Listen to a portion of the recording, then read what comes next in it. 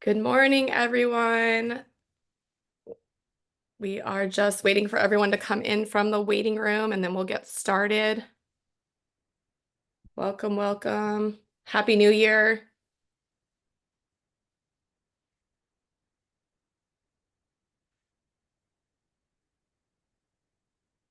Great. A great turnout this morning. All right. Okay, we will go ahead and get started. Just a few housekeeping things first. So good morning. My name is Emily Stevenson. I am the WACAC Inter-Association Chair-elect, and we are very excited to bring you the first WACAC Wednesday of the new year. So hope everyone had a very restful break, or if you're still on break, you're enjoying it. A few housekeeping items. Before we get started, we want you to participate. We do have the mics turned off for all of our participants, but you can submit your questions via the Q&A function throughout the webinar. And we will save the last 15 minutes for Q&A so that you'll have time to ask those questions. This session is being recorded.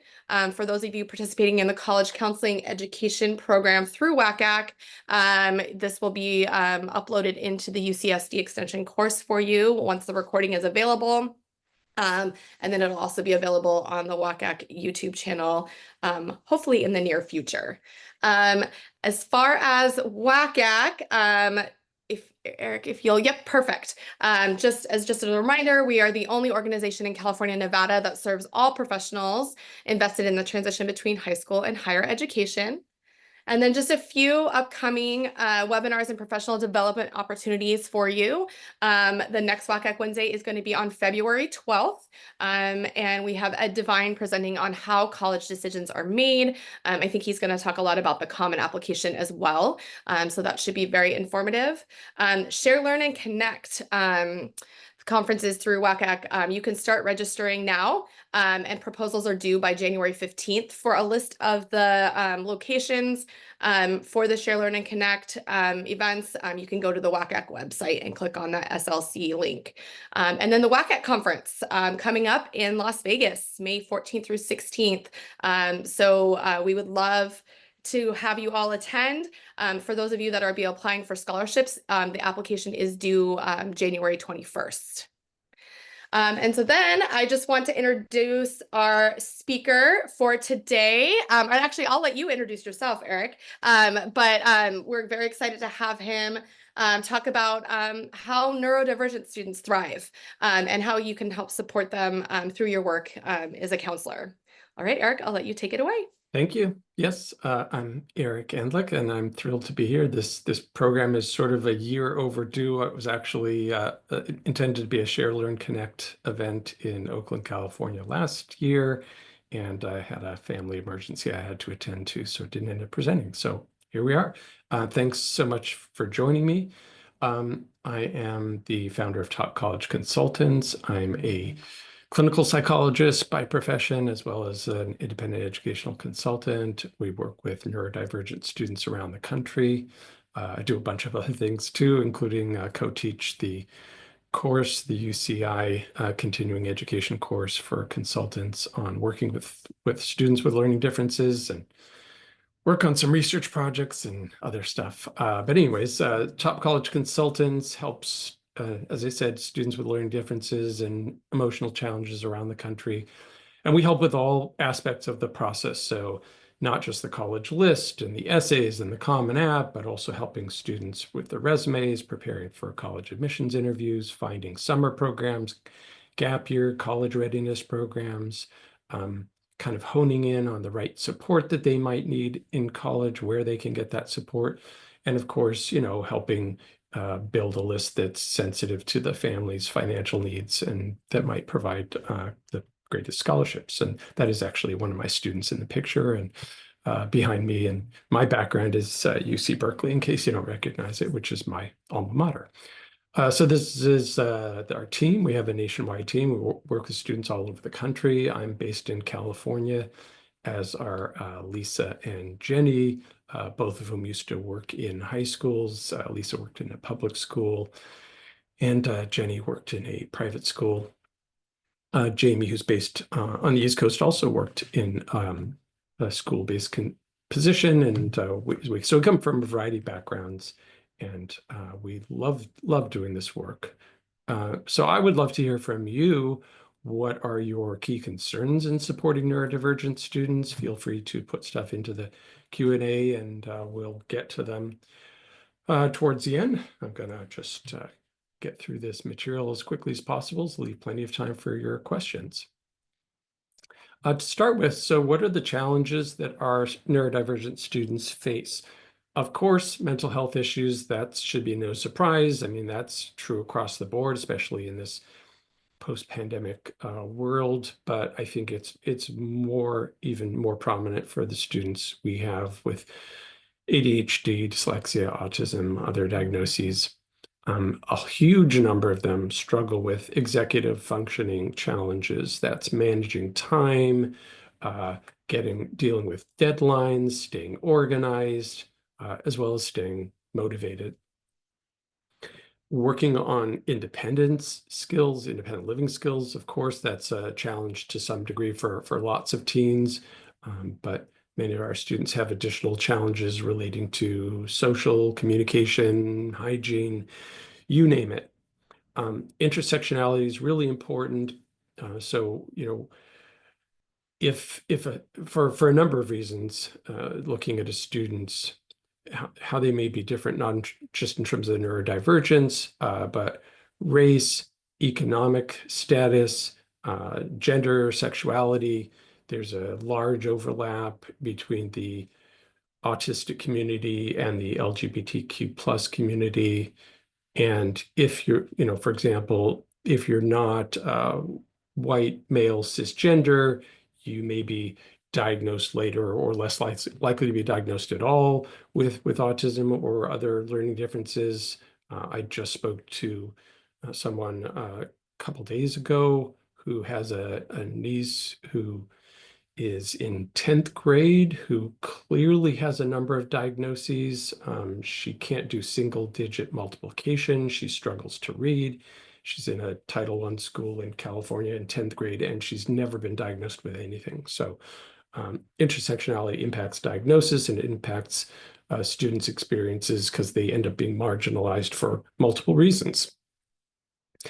And of course, the whole college application process is stressful. In a survey last year showed that it's the #1 academic stressor for students across the board, not just neurodivergent students. And then our students often struggle with various kinds of addictive behaviors, frequently video games, other kinds of screen use. Again, not unique to the neurodivergent students, but it's something that we see a lot. In addition, they are in many cases naive and easily exploited. So going to live independently to a four-year college can be a source of concern for some of them. And then finding the support that they need in college makes the whole college search process more complicated because you've already got all these other factors that you're dealing with in building the list. And then on top of it, if you also need learning support, that makes the list building process tricky. And I'm going to come back to that. That's an important topic, of course. Just want to give sort of a broad overview. I believe I take a neurodiversity affirming approach in my work with students, and I think that's something my whole team does.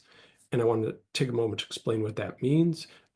This is very personal to me. I'm a parent of neurodivergent students as well as being neurodivergent myself. And I believe that being neurodiversity affirming means that we celebrate diversity, not just that we accept or tolerate diversity, but that diversity is a good thing, and that having a rich, diverse student body in a college or university benefits everybody.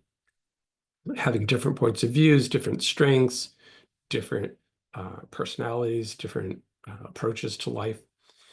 And in the neurodiverse community, of course, as I said, intersectionality is an important consideration as well, so that the community, whether it's autism, ADHD, dyslexia, and other subgroup of the neurodivergent community, there's still lots of diversity within that, and we need to recognize that.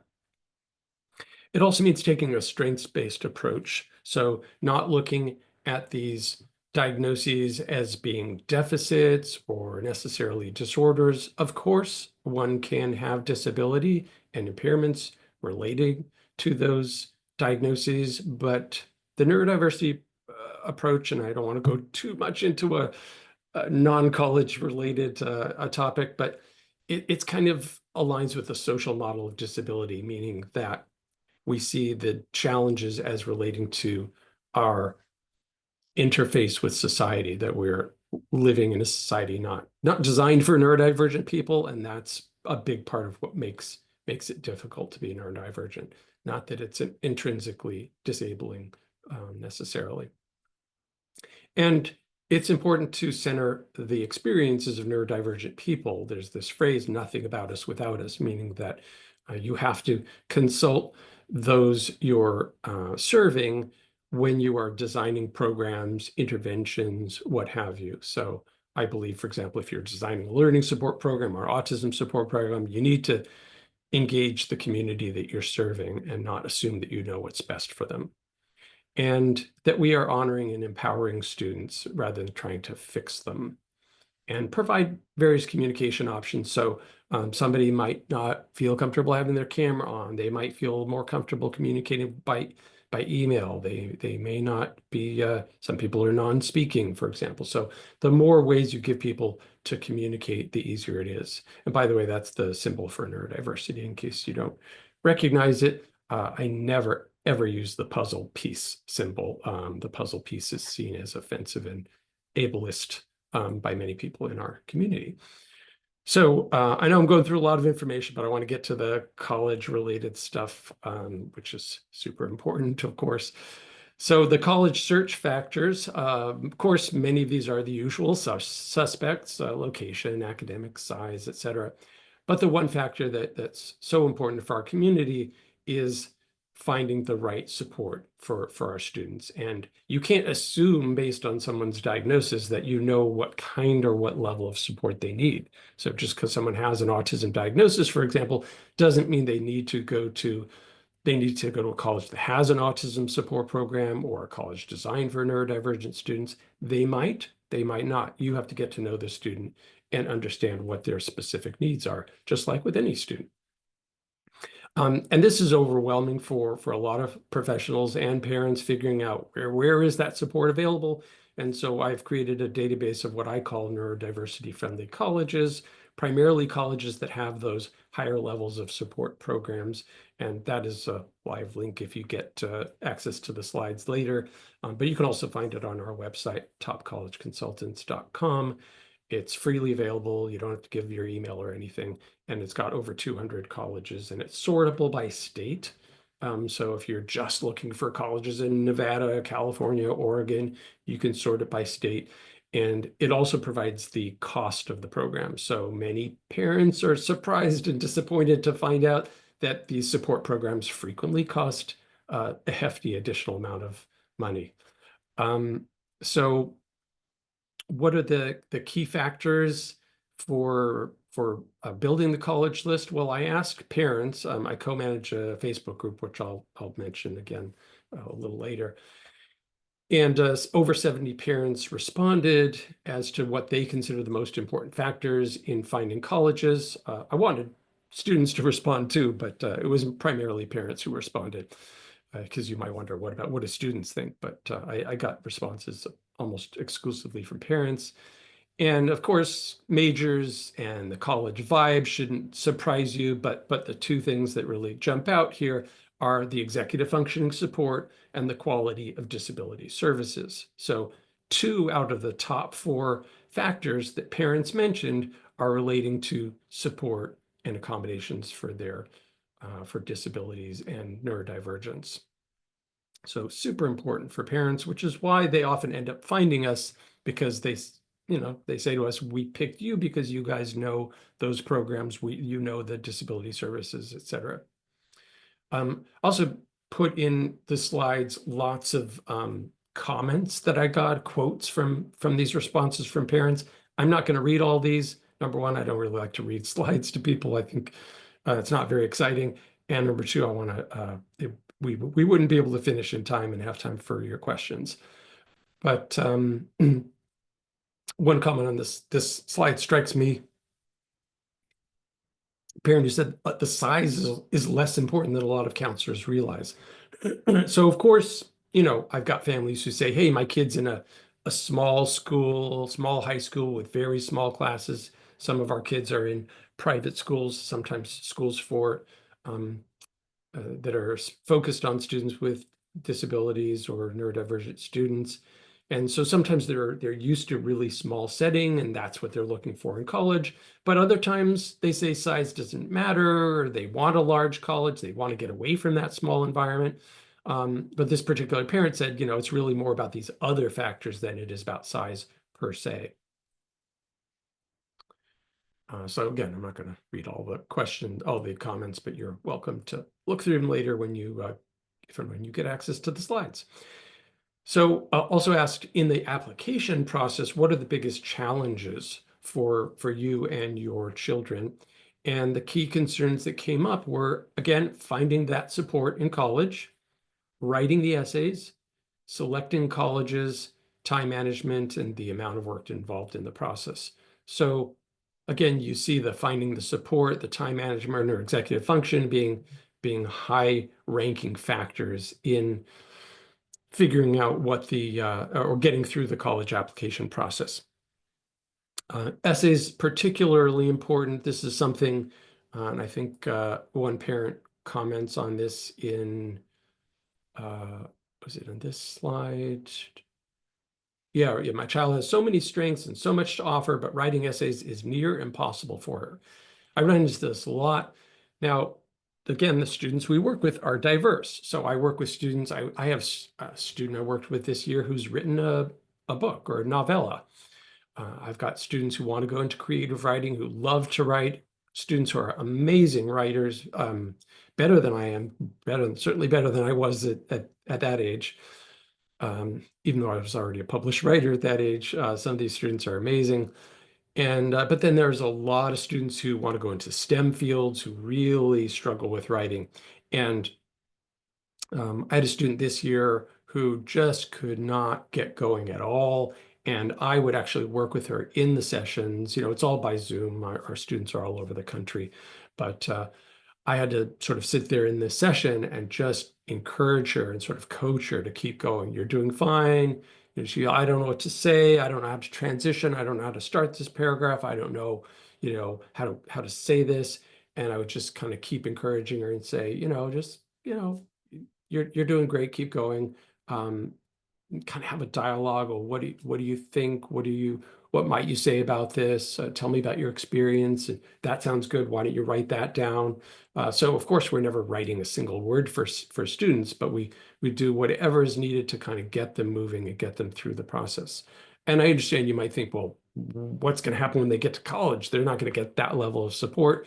But not all of them are going to fields where they're going to need to do as much writing, and hopefully they will get significant support in college. But I'm going to come back to college readiness shortly, so let's continue. This question comes up a lot among parents. Should my child disclose in the college application process that they have a diagnosis? This is so important. I actually did a whole presentation, or done a couple of presentations and written on this topic because it comes up so much. And this might be familiar to some of you. I'll just say a couple of things about it briefly, but we can talk about it in more detail later. First of all, it's totally optional to disclose whether you have a disability or a diagnosis on your application. So that's the short answer, is it's up to you. I empower students to make that decision and help them think through that decision. There's no reason to think it's going to help you. There's no reason to think it's going to hurt you. Meaning it's not going to help you in the sense that it would be very rare for a college to have some sort of quota or give extra points for having a disability. It's not completely unheard of, but it's extremely unusual. And colleges can't discriminate, so there's no reason to assume that if you did disclose that they would not uh, accept you based on that. If they did, why would they have a disability services office? That wouldn't make any sense. But just because they can't discriminate, I can't guarantee that it never happens. But I don't assume across the board that it's a plus or minus. During the college application process, if a student wants to explain or if they're thinking about it, I think the main reason to sort of encourage student or have them think seriously about disclosing is if there's something that might need explanation. If there's something in their transcript or in their high school experience that could be puzzling, confusing, or concerning to colleges when they look at the application, that could be a good reason to provide explanation. I had a student last year who didn't have any foreign language courses. And we just came up with a very brief explanation for that. And he ended up getting into a flagship state university that says right on their website that students must have at least 2 years of the same foreign language. But he still got into that university because he provided an explanation. And that's not unheard of for our students. Similarly, why they didn't take tests, why they maybe had a uneven attendance pattern or took time off or switched high schools, or I had a student a few years ago who was diagnosed in the middle of high school with ADHD, not unusual to get the diagnosis in or even after high school. So his grades suddenly went up because he started getting accommodations. He went on medication for ADHD. And so we explained that. Here's why my grades in ninth and I think it was part of 10th grade weren't as good as 11th grade. So providing that explanation to colleges helps them make sense of what they're seeing and potentially reduces the concerns that they might have about what they're seeing. So that's sort of disclosing because you have something that you need to explain. Even if you're a straight A student and there's nothing on the transcript that needs explanation, however, some students still choose to disclose their diagnosis because they feel it's a core part of their identity. And I call this identity-focused disclosure. It's not a real term, I just made it up. But many of our students really feel like this is a key part of who I am. And if you, the college, want to know, if you're saying that the Common App essay or the UC PIQs are to get to know me and to get to understand me, well, then you need to understand that I'm neurodivergent because that's a key part of my life experience. So they can talk about it in an essay, or if there's an interview, they can talk about it in that setting. But it's not just whether you talk about it, it's how you talk about it. And it's important that you're not just saying, I have all of these challenges or all of these deficits or ways in which I struggle, but that I've made all this progress. I've overcome all these obstacles.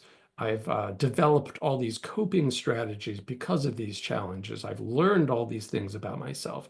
So if you can provide that sort of story or dramatic arc, so to speak, it can make for a very powerful, very compelling essay. And lots of students lots of my students who have disclosed in their essays by choice have done great. Some of them have gotten to every college they applied to. I've had students get into, highly selective universities like MIT. So no reason, again, to think that if you do that, it's somehow the kiss of death or it means you won't get into college. And then finally, even if you don't disclose during the application process, which is just fine, some of our students don't, totally optional. Once you get accepted and once you commit and enroll in a college, you should, in most cases, absolutely disclose in order to get accommodations and services. Now, I should say that studies suggest that most students with disabilities in college and in the workplace after college, by the way, do not disclose. Studies suggest that we're only seeing the tip of the iceberg in college and that most students with disabilities haven't disclosed, which is really unfortunate because you can't get accommodations for something you haven't disclosed. And you certainly can't get accommodations retroactively. So if you fail a test, you can't go up to the professor and say, well, I have ADHD and I really should have gotten extra time, but I didn't bother to, pursue that.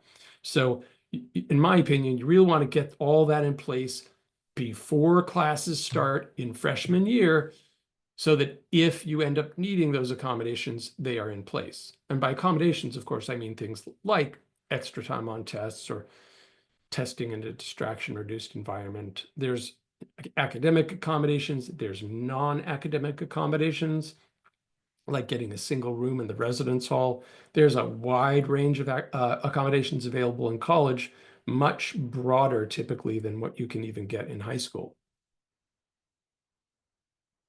I urge families to reach out to disability services offices early.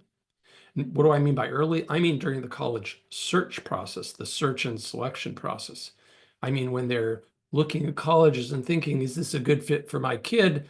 In addition to looking at the, academics and sports and all the usual suspects, to connect with disability services if they're willing to talk to you, which in many cases they are, not all cases, but in many cases, and find out, what is the quality of services available there. And if families are wondering, well, what am I supposed to ask? I actually have a list of blog posts, a list of questions on our website. So I address all of that stuff with families. What do you ask? When do you talk to them? What are you looking for, et cetera? In many colleges, if you are a student with a diagnosed documented disability and you've gotten accommodations approved in college, you may have to, in every term, with every instructor, have a conversation to provide that list of accommodations. Not all colleges work the same way. I'm not saying it works that way in every college, but that's not unusual. So students need to be prepared to have those conversations. Now they can pick and choose. They can, if it's a class that doesn't have any exams, for example, that it's completely writing based, maybe they're not going to disclose that they have extra time on tests because it's not relevant to that particular course. But they have to be prepared to have those conversations. I asked parents about, of their thoughts on disclosure. Lots of interesting thoughts on that. Again, if you get the slides later, you can read these comments.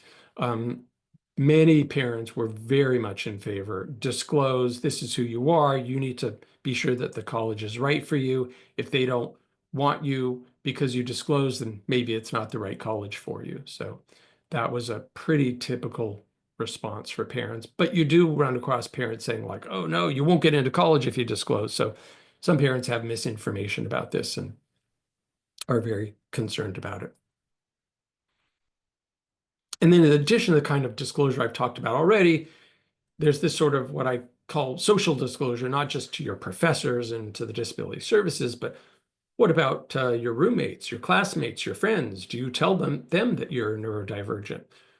Well, that is really much a case-by-case basis, just like being if you're gay and you want to be out, that is a sort of can be a case-by-case basis every time you are interacting with someone. Do I feel comfortable with this person? Do I trust them? Is there a reason to tell them? Is it going to help them understand something about me? But that is a question or a decision that comes up kind of repeatedly. And there's no sort of one size fits all answer to that. But in many cases, it could help other people understand something about you. So for example, and by the way, you don't have to, disclosing doesn't necessarily mean a label or a diagnosis. If you happen to be autistic and you happen to be uncomfortable with eye contact, for example, you can say to someone, hey, I'm really not really good at eye contact, so if I'm not really looking at you when we're talking, please don't take it personally. I am listening to you, I am paying attention. So you could disclose that piece of it without a label if you prefer. That's just one small example. I also ask parents, when it comes to transitioning to college, what are your key concerns? And the top ones they reported were keeping up with the workload, which of course is could be a common concern with many parents and students. Making friends, very common. A lot of our students struggle with making friends in high school and are going to struggle potentially even more in college when they're sort of starting fresh. Asking for help when needed, so important and not easy for everyone. It's not easy for me, so I totally relate to that.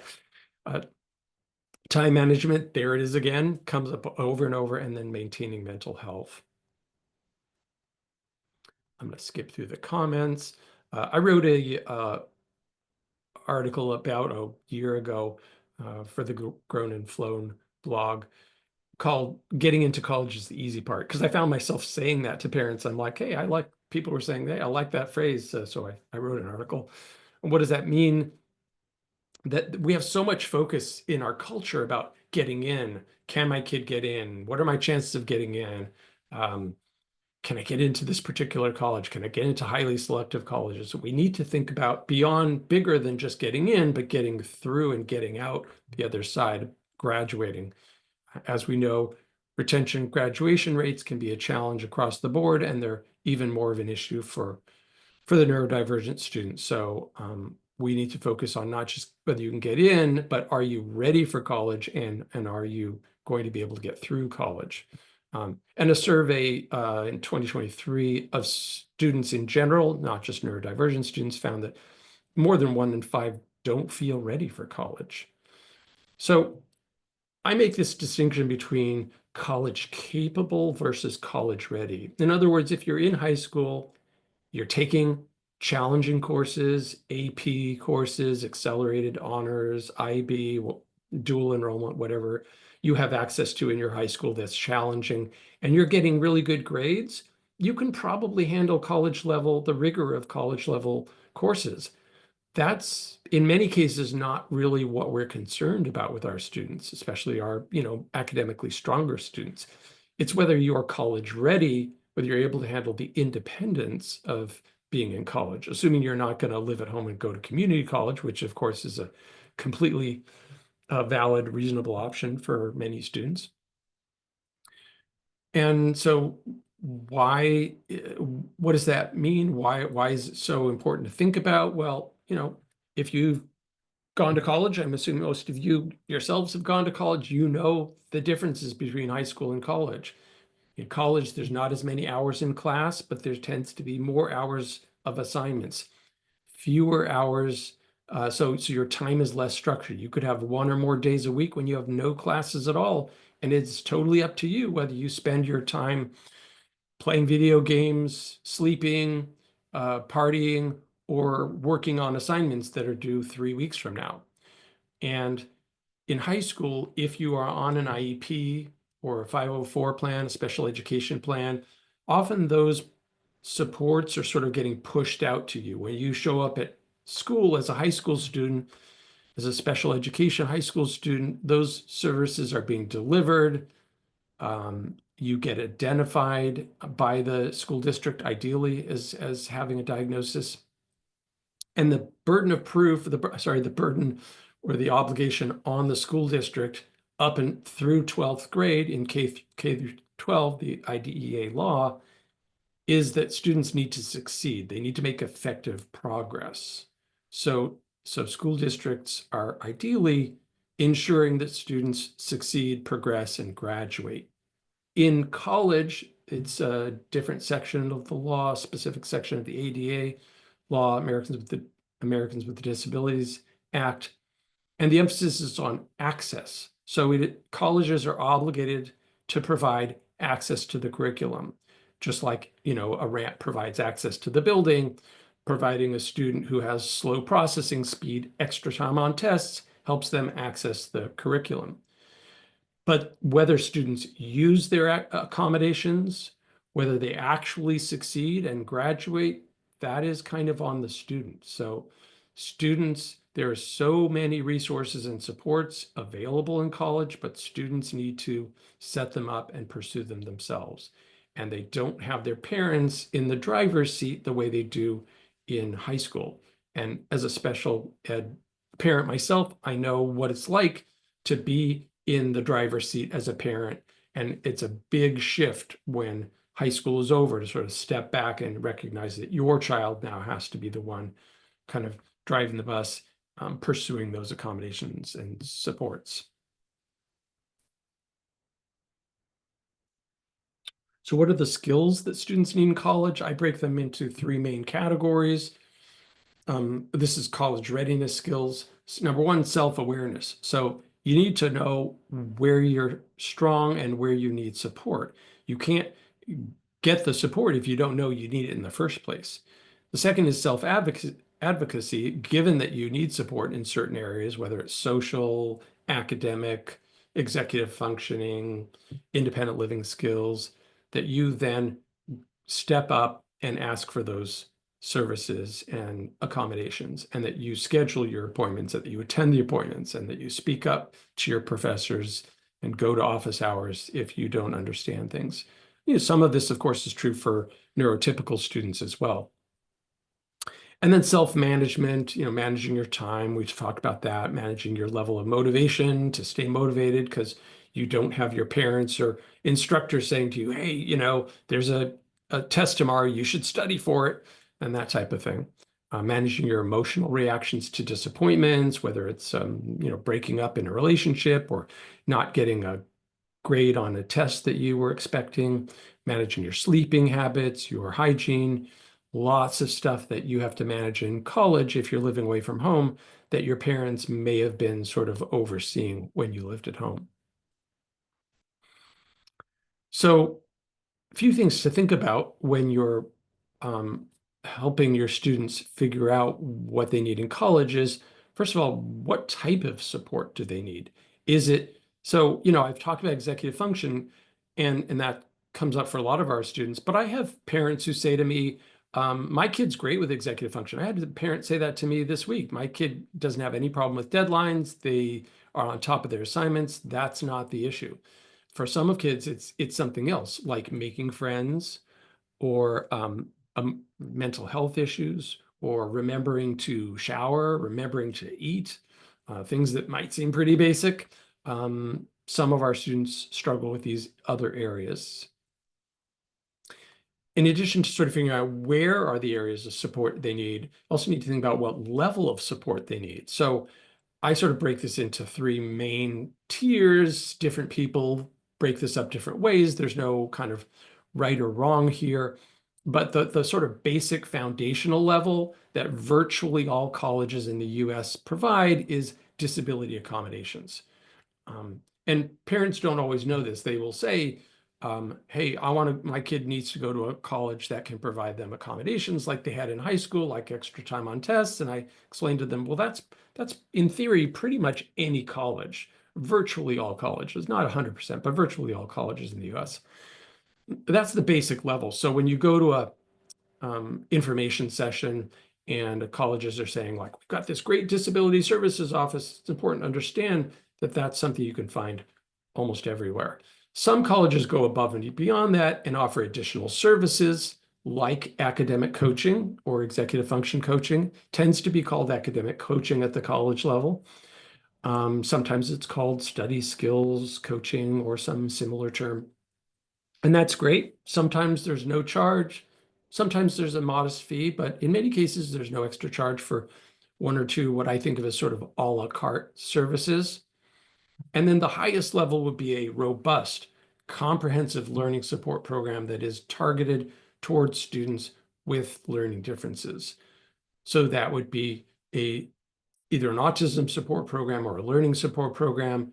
If you're wondering like which colleges have that, what does that mean? Again, got a database on our website, freely accessible, where you can see pretty much, as far as I know, all the colleges in the country that have those programs.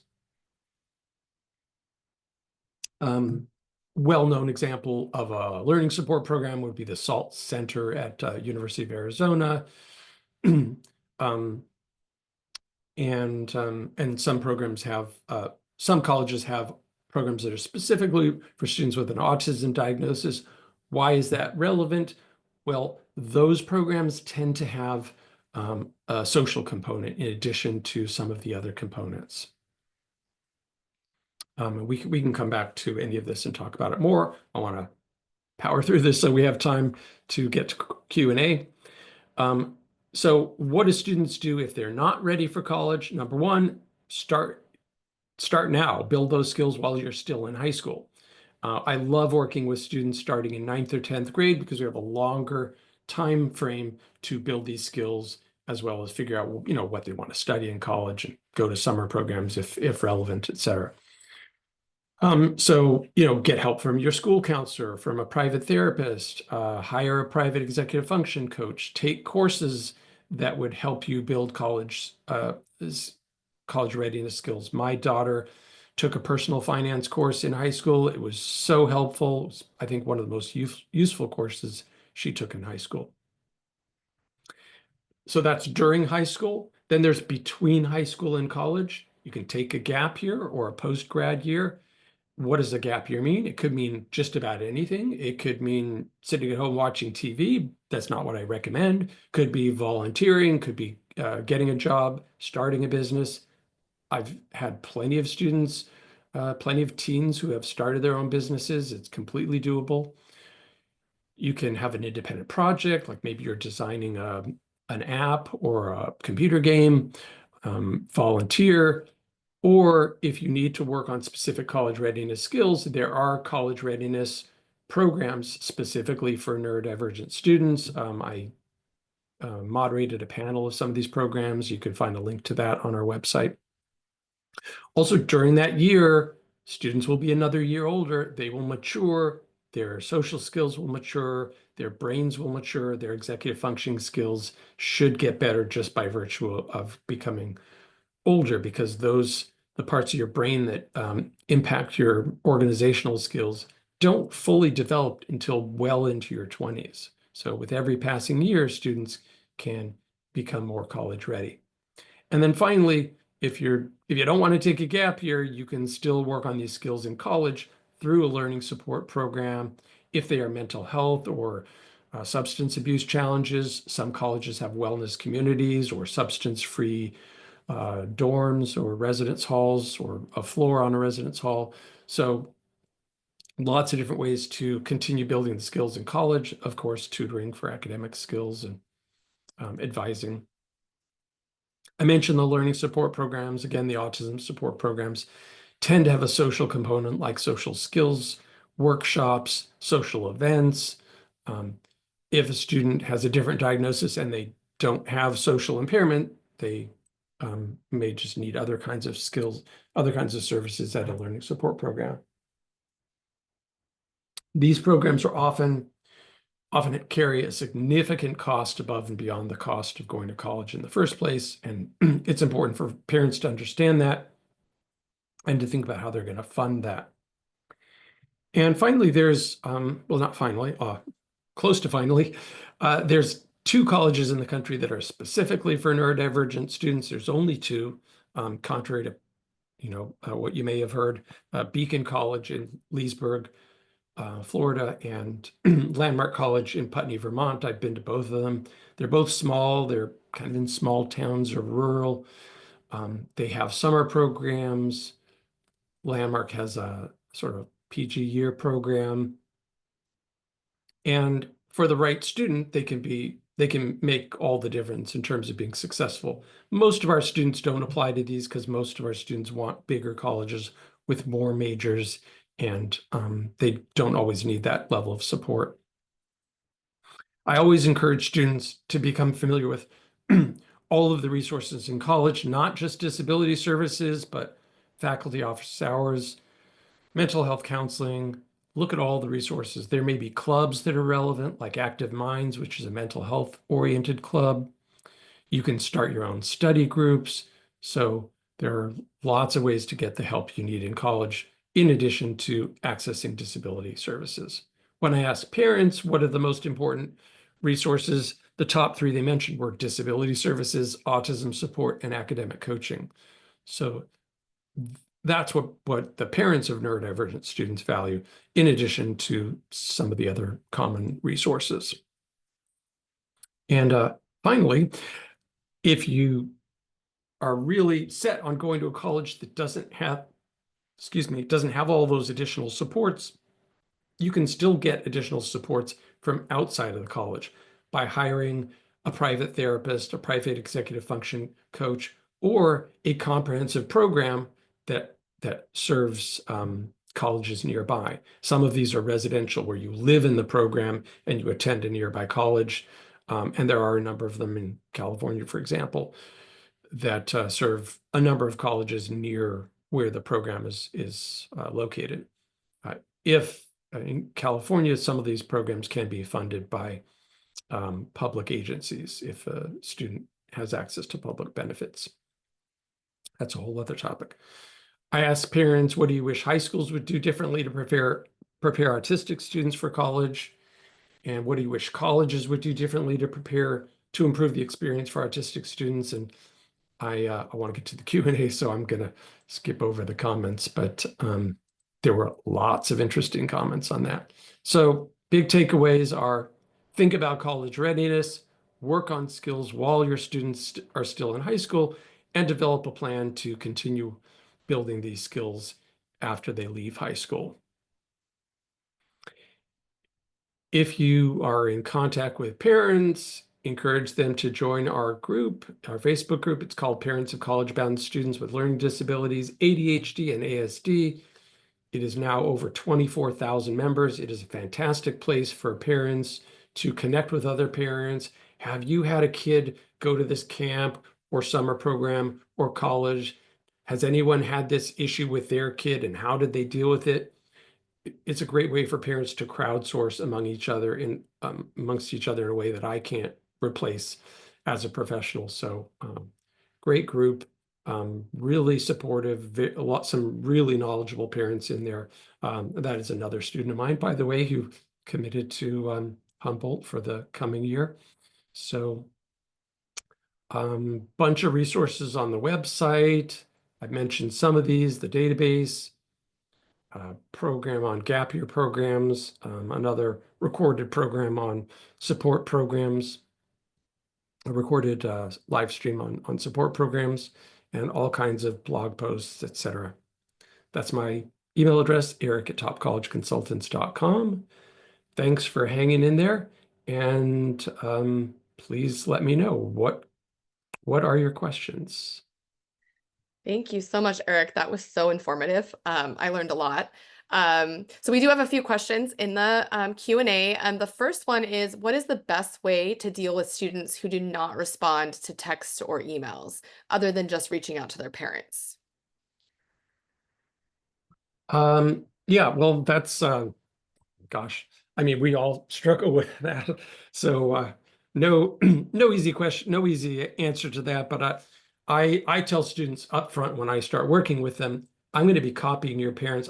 So I work with, Google Docs. I have shared documents like, um, notes of our meetings and to-do items, things they should be working on. Those are shared with parents. When I email students, I copy their parents, and I tell them at the beginning, I'm going to be copying your parents on these emails for that very reason. And I don't want to infantilize them or, kind of make them feel like, oh, they have to be watched over by their parents. But we all know a lot of these kids don't read their emails very consistently. Maybe they're overwhelmed with schoolwork and they forgot to respond. So it's just another sort of check on the system for parents to be like, hey, Eric said you were supposed to set up a meeting. Did you do that? Or I understand looking at the notes that you're supposed to be, researching this college. Have you done that yet? So just a check and balance. But it's a challenge. I don't have an easy answer for that one. Yeah, it's like surrounding them with a team that supports them, but also knowing. Yeah. I also have families, parents or guardians sign a release form at the beginning so that I can be communicating with the school counselor, the private therapist, the private tutor, anybody in the picture who knows the student and is working with the student. So we can brainstorm that together. And maybe the tutor who works with the student has, some experience in how to engage the student and can help me not have to reinvent the wheel. Right, that's awesome. Okay, next question. I am very interested in learning more about supporting twice exceptional students who may have a learning or behavioral difference and are also academically gifted. It's a good question, Christian. Oh, that's the question. Yeah. Gosh, I love working with twice exceptional students. I guess if I were in school now, I would be diagnosed as twice exceptional, but I don't know if they even had that term when I was growing up. I love working with these students. We have students who go to some schools for 2E students, like Bridges Academy, which has a location in Los Angeles. So love working with students. If I could, I would only work with those students. They're so interesting. Um, and at the college level, I'm actually only aware of one program in the whole country for specifically for twice exceptional students at the University of Iowa. But you could, of course, as a bright student, go find challenge at almost any college. If you go to a flagship state university, there may be an honors program that you can get into where you're going to be surrounded by other really strong students. So in terms of the college list, it doesn't necessarily change the list that much in terms of the process of working with them.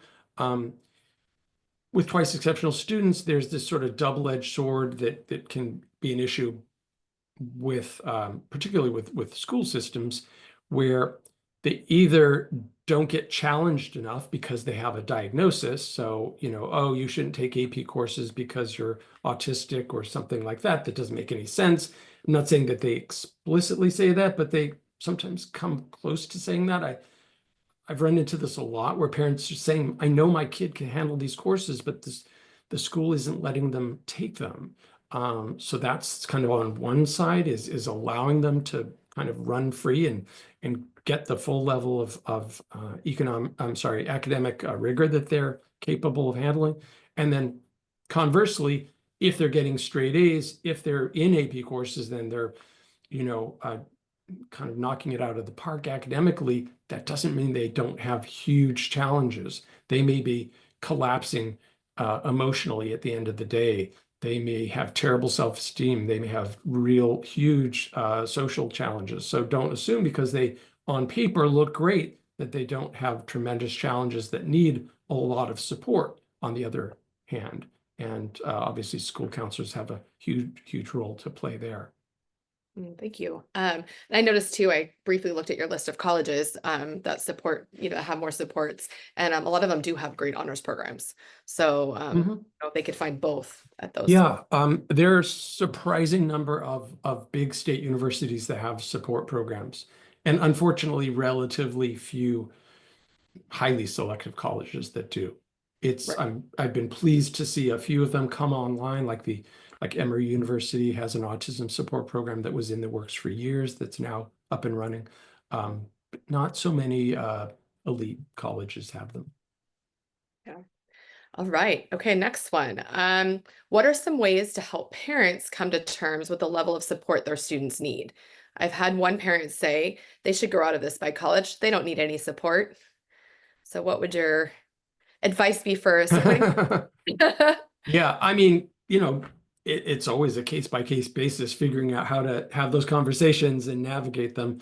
And, it takes a village. So sometimes hearing it from multiple sources, whether it's the school counselor, the private therapist, what have you, saying like, no, your kid is challenging. It does have these challenges. A lot of our uh, I have a lot of students whose parents didn't grow up in this country or didn't go to college in this country, have different cultural expectations, and sometimes the two parents are not don't see eye to eye on this. So one parent may say like, "Hey, I know my kid really struggles," and the other parent is saying like, "Oh, they'll be fine. They'll probably grow out of it," or "I think they're making too much of it." So I do encounter that. If you can find hard evidence, that always helps, whether it's notes from the teachers or feedback from the teachers saying this is in fact what's happening, or scores on tests to say like, yeah, they are doing great in this area, but look what's going on in this other area. I think those conversations, like a lot of conversations, like the conversation about gap years, is a process. It doesn't happen in one conversation where the parent's like, "Oh, aha, I've seen the light." The other thing is sometimes people have this idea of, well, this is all well and good in special ed in high school, but in the real world, they're not going to get coddled. But in fact, you can get disability accommodations in college and you can get disability accommodations in the workplace.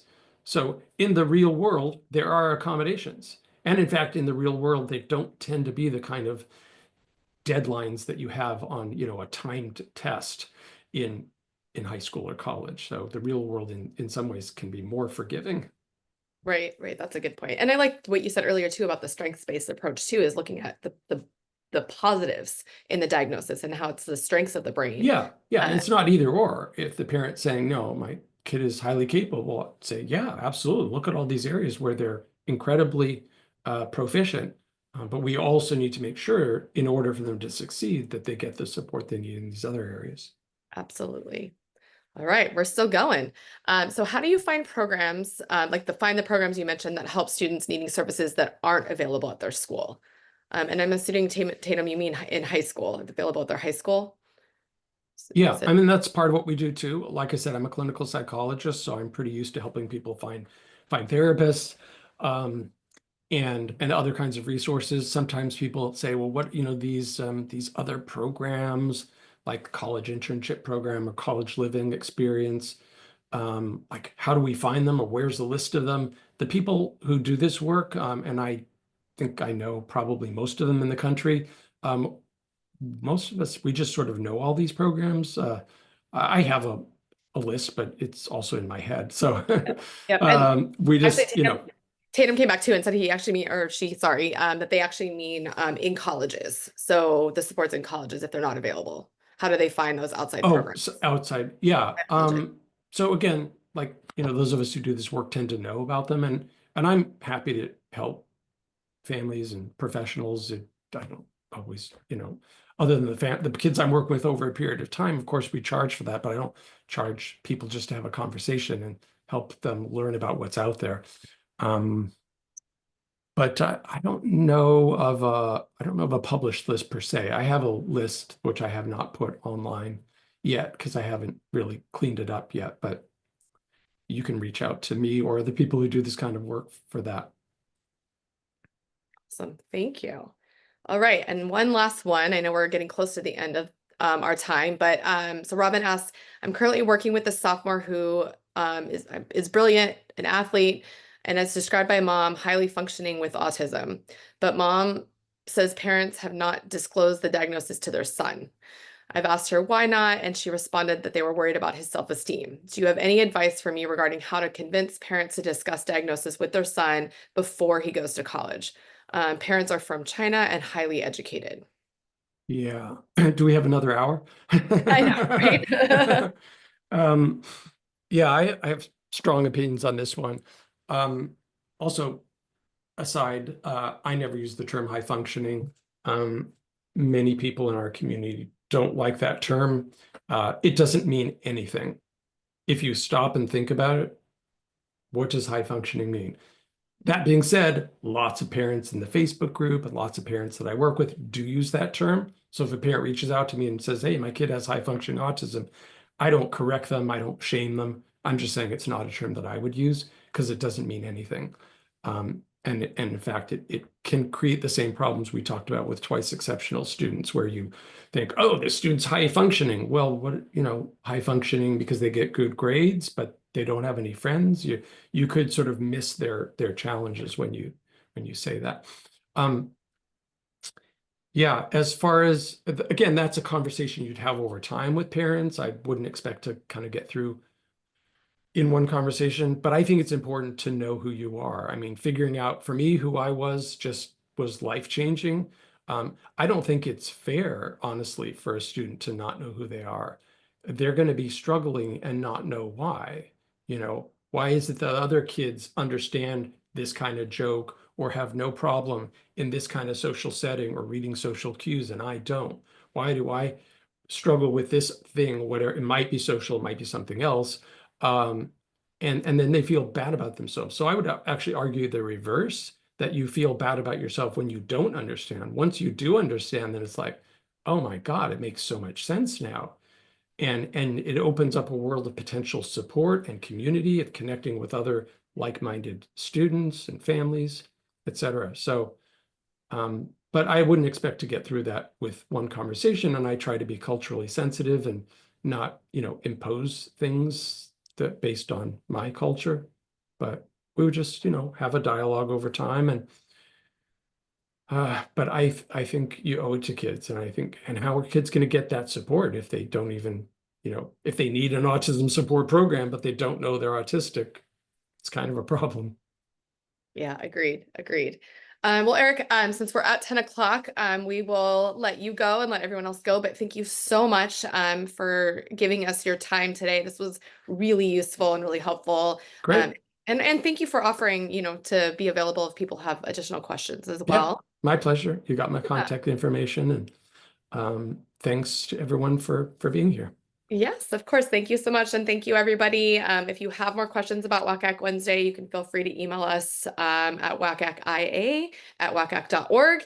And we wish you all a very happy new year. Bye. Bye.